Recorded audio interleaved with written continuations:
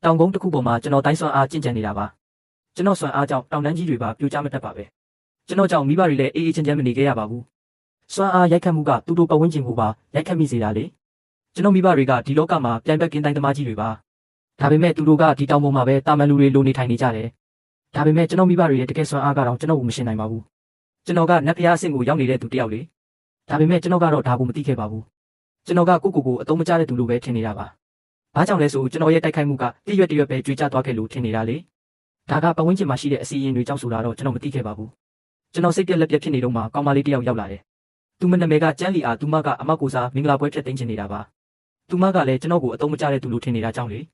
သူ့အမလို့ပါရမီရှင်နဲ့ဘယ်လိုလုပ်လိုက်ဖက်နိုင်မှာလဲလို့ကျွန်တော်ကိုပြောလိုက်တယ်သူမကရော်ကြီးအဖြစ်နှစ်ဆယ်စွမ်းအားရရှိမဲ့တာဟွမ်ဆေးလုံးကိုထုတ်ပြပြီးဆေးလုံးရဲ့ကြီးမြတ်ပုံကိုရှင်းပြနေတာပေါ့ကျွန်တော်စိတ်မရှိတော့ပဲဆေးလုံးကိုယူတောက်လိုက်တယ်ကျန်းလီအားထိတ်လန့်သွားတယ်ဒီဆေးလုံးကပြင်ဆင်မှုမရှိဘဲတောက်ရင်အစင်းမြင့်ဆရာကြီးတွေတောင်တေဆုံးသွားနိုင်ကြောင်းပါဒါပေမဲ့ကျွန်တော်ဘာမှမခံစားခဲ့ရပါဘူးဒါကြောင့်ကျွန်တော်လောင်ပြောင်လိုက်ပြီးကလေးတွေကိုသွားလိမ့်လို့ပြောလိုက်တယ်ဒီဆေးလုံးကအတုံးမဝင်တဲ့ဆေးလုံးလို့ကျွန်တော်မှတ်ယူလိုက်တာပါကျန်းလီအားကိုပေါ်ကရက်တောင်ကိုလည်းကျွန်တော်ဆွဲယူလိုက်ပြီးနှစ်ချမ်းခွဲလိုက်ပြီးဘလို့ရက်တောင်အဆုပ်လဲလို့ပြောကဘေးကိုပစ်လိုက်ပါတယ်ကျွန်တော်မသိတာကဒီရက်တောင်ကမြေကြီးအကွဲရတဲ့အထိပေါင်1000ကျော်လေးတယ်ဆိုတာပါပဲကျန်းလီအားကသူမကိုလောင်ပြောင်နေတယ်ထင်ပြီးကျွန်တော်ကိုတိုက်ခိုက်လာခဲ့ပါတယ်ဒီအချိန်ကျွန်တော်ဘိုက်အောင်တာကြောင့်အီးပေါက်လိုက်ပါတ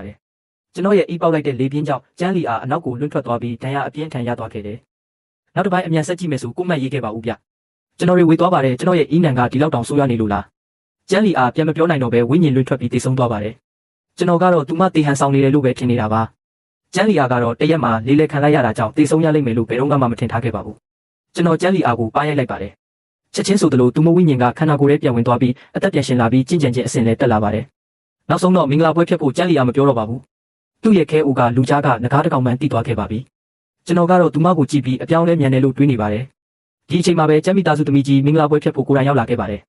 သူမကကျွန်တော်မိဘတွေနဲ့တွေ့ပြီးမင်္ဂလာပွဲဖြစ်မယ်လို့ပုံပွင့်လင်းလင်းပြောနေပါတယ်သူမလိုပါရမီရှင်နဲ့ကျွန်တော်ကိုမတန်ဘူးလို့သူမသတ်မှတ်ထားတာပါကျန်းလီအားကသူမကိုချက်ချင်းသားစီလိုက်ပါတယ်ဒီမင်္ဂလာပွဲပြည့်လို့မရဘူးဆိုတာသူမသိနေပါတယ်ဒီလောကမှာကျွန်တော်ထက်တာတဲ့လူရှိမယ်လို့သူမမထင်ပါဘူးဒါပေမဲ့အမေဖြစ်သူကပါမင်္ဂလာပွဲကိုတားဆီးနေတာဆိုတော့သူမလည်းမတတ်နိုင်ပါဘူးဒါကြောင့်ပဲအမလက်မထက်ရင်ကျမလက်ထက်မယ်ဆိုပြီးပြောလိုက်ပါတယ်သူမကကျွန်တော်ကျမ်းမိသားစုကိုရန်ညိုးထားတိုက်ခိုက်မှာကိုကြောက်နေတာပါဒါပေမဲ့ကျွန်တော်ကကိုစွမ်းအားနှိမ့်ကျင့်ကြံသူလို့ထင်နေတာကိုတော့သူမမသိခဲ့ပါဘူးနောက်တစ်ပိုင်းအမြန်ဆက်ကြည့်မယ်ဆိုကိုမှတ်ရေးခဲ့ပါဦးဗျသူမအမေကကျွန်တော်နဲ့လက်ထက်မှာကိုကန့်ကွက်ခဲ့ပါတယ်ဘာလို့ဆိုကျန်းလီအားကမြောက်ပိုင်းနန်းတော်တခင်ရဲ့တားနဲ့ဆစ်ဆက်ထားတာမို့ပါကျန်းလီအားကတော့အမေကိုအတိုက်ခံလုပ်ပြီးကျွန်တော်နဲ့ပဲလက်ထက်မယ်လို့အတင်းပြောနေပါတယ်မြောက်ပိုင်းနန်းတော်ဆိုတာကျွန်တော်နဲ့ရှင်ရင်အသေးမွားလေးလို့သူမထင်နေတာကြောင့်ပါသူမအမေကဘာမှပြောမနိုင်တော့တဲ့အဆုံးဒေါသကြီးထွက်သွားပါတယ်ကျွန်တော်အဖေရဲ့ပြောစကားကြောင့်မြောက်ပိုင်းနန်းတော်ဆိုတာစစ်တီရှစ်သိန်းကိုအုပ်ချုပ်တဲ့လူမှန်းကျွန်တော်သိလိုက်ပါတယ်ဒါကကျွန်တော်ကိုတုံ့လုံးသွားစေပါတယ်ဒါကြောင့်ပဲအဖေကကျွန်တော်ကိုတောင်ပေါ်ကဆင်းပြီးရှောင်နေဖို့အကြံပေးလိုက်တယ်ဒါကကျွန်တော်မိဘတွေအေးဆေးနေချင်တာကြောင့်ကျွန်တော်ကိုဖဲထုတ်နေတယ်ဆိုတာကိုတော့ကျွန်တော်မသိခဲ့ပါဘူးတကယ်ဆိုသူတို့ကမြောက်ပိုင်းနန်းတော်ကိုစိတ်ကူးတဲ့တောင်မရှိတာပါကျွန်တော်နေ့စဉ်အသုံးဆောင်ပစ္စည်းတွေထုတ်ပိုးလိုက်တယ်ဒါပေမဲ့ဒါတွေကအဆင့်မြင့်မော်လက်နက်တွေဆိုတာတော့ကျွန်တော်မသိခဲ့ပါဘူးကျန်းလီအားကတော့ဒီလက်နက်တွေကိုမြင်ပြီးအံ့အားသင့်နေပါတယ်ကျွန်တော်ပဲသွားရမှန်းမသိတာကြောင့်စုပ်အိမ်တော်ကိုသွားတာကောင်းတယ်လို့ကျန်းလီအားပြောလိုက်တယ်စုပ်အိမ်တော်ဆိုတာမြောက်ပိုင်းနန်းတော်ထက်ပိုအားကောင်းတဲ့အင်အားစုပါဒါပေမဲ့စုပ်ပိုးပေးကအစိမ့်မိနေတာကြောင့်တေးမလို့ဖြစ်နေပါတယ်ဒီအစိတ်ကိုကုသနိုင်ရင်စုပ်အိမ်တော်ရဲ့အကူအညီကိုရရှိနိုင်မှာပါ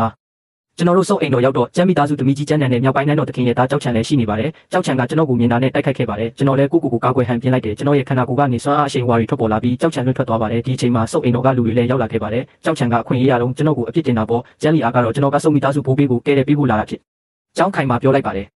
်နောက်တစ်ပိုင်းအမြန်ဆက်ကြည့်မယ်ဆိုကိုမှတ်ရေးခဲ့ပါဦးဗျဒါကိုအားလုံးကလှောင်ရင်လိုက်ကြပါတယ်နတ်ဆေးဆရာတွေတောင်စုပ်ဘိုးဘေးကိုမကူတနိုင်တာဒီကောင်လေးကဘယ်လိုလုပ်ကူတနိုင်မှာလဲလို့ထင်နေကြတာပေါ့ဒီအချိန်မှာစုပ်မိသားစုသမီးကြီးကမင်းတို့သာအဖိုးကိုကဲတင်နိုင်ရင်အခုဖြစ်ရအားလုံးကိုခွင့်လွှတ်ပေးပြီးစုပ်မိသားစုရဲ့ကျေးဇူးကျွေးတင်တာခံရမယ်လို့ပြောလိုက်ပါတ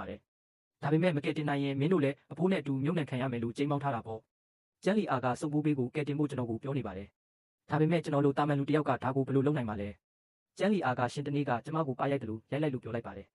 ယ်ကျွန်တော်ကြောင့်သွားပါတယ်အဲ့နေ့ကမင်းငါကိုနောက်နေတာမဟုတ်ဘူးလားအခုကတကယ်တင်နေတာလေးလို့ပြန်ပြောလိုက်တာပေါ့မတက်တာတော့တဲ့အစုံကျန်းလီအားပြောတဲ့အတိုင်းစုပ်ဘိုးဘေးကိုကျွန်တော်ပါရိုက်လိုက်ပါတယ်ဒါကလူအလုံးကိုကြောင်သွားစေပါတယ်ဒါကလူတွေကိုမယုံမသိလောက်တာပဲမဟုတ်ပါလားကျွန်တော်လဲစုံဘိုးဘေးပါကိုအဆက်မပြတ်ရိုက်နေပါတ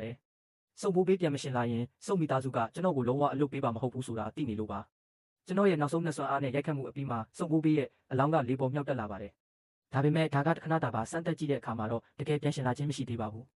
ဒါကြောင့်စုံမိသားစုသမီးကြီးကကျွန်တော်ကိုလူလိမ်လို့တတ်မှတ်လိုက်ပြီးချက်ချင်းတည်တံပေးဖို့ဆုံးဖြတ်လိုက်ပါတယ်နောက်တစ်ပိုင်းအမြန်ဆက်ကြည့်မယ်ဆိုကိုမှတ်ရေးခဲ့ပါဦးဗျ